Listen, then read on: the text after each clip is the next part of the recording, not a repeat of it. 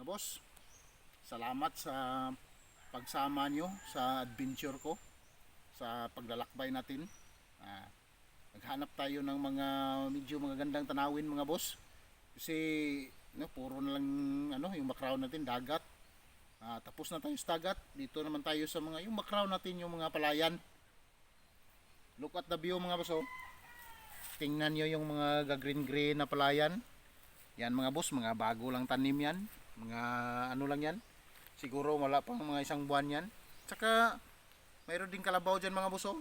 Siguro yan ang ginagamit na pang pang daro dyan sa mga palaya natin.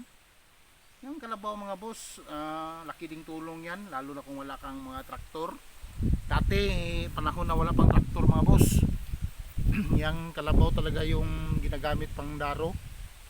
Tsaka yan sila mga boss, laki din pakinabang yan sila kung mayroong ganyan ka, lalo na dito ka sa bukid.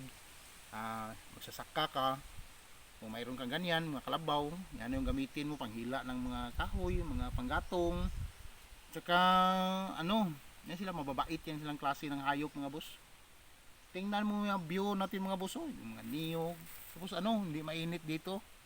Ito malilim dito eh. Tsaka ang ganda, relaxing ka dito, lalo makita mo yung mga palayan, kita mo yung mga mga busis lang ng ibon yung maririnig mo dito. Kung nandito tayo akala mo pinakabundok na to, pero wala mga boss.